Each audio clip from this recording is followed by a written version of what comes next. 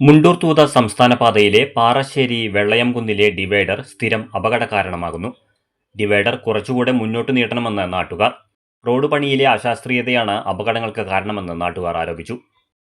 കോങ്ങാട് ചെറുപ്പുളശ്ശേരി റോഡിൽ പാറശ്ശേരി കഴിഞ്ഞാൽ തുടർച്ചയായി ഇറക്കമാണ്. വേഗതയിൽ വരുന്ന വാഹനങ്ങൾക്ക് ഡിവൈഡർ മുന്നിലെത്തുമ്പോൾ മാത്രമാണ് ശ്രദ്ധയിൽപ്പെടുന്നത്. ഇത് വലിയ അപകട കാരണമായി മാറുന്നു.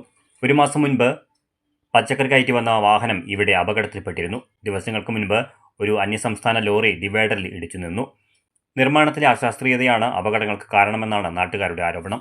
ഡിവൈഡർ സമീപത്തുള്ള പമ്പിന് സമീപം വരെയെങ്കിലും നീട്ടണമെന്നാണ് പ്രദേശവാസികളുടെ ആവശ്യം.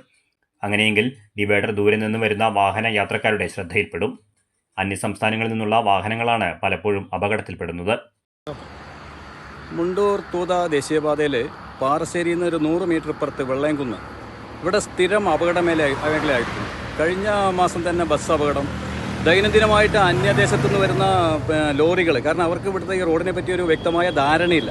പാറശ്ശേരി കുന്നത്തുനിന്ന് നല്ല സ്പീഡിൽ വരുന്ന വണ്ടി പെട്ടെന്ന് ഒരു 20 മീറ്റർ മുന്നിൽ വെച്ചിട്ടാണ് ഈ ഡൈവർട്ട് കാണുന്നത്. പെട്ടെന്ന് അവർക്ക് ഒന്നും ചെയ്യാൻ പറ്റാത്തൊരവസ്ഥയിൽ അതിലിടിക്കല്ലാതെ യാതൊരുവിധ മാർഗവുമില്ല. രാത്രികളായി കഴിഞ്ഞാൽ ദിവസവും ഇവിടെ അപകട മേഖല. ഈ ഭാഗത്തുള്ള ആളുകൾ രാത്രി ഓടി വന്നുകൊണ്ടിരിക്കുകയാണ്.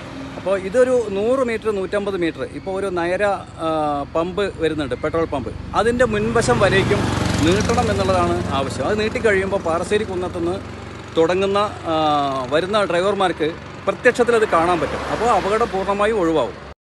പാറശ്ശേരി കുന്നിൽ നിന്നും വരുന്ന വാഹനങ്ങൾക്ക് കാണാവുന്ന വിധം ഡിവൈഡർ നിർമ്മിക്കണമെന്നാണ് നാട്ടുകാരുടെ ആവശ്യം.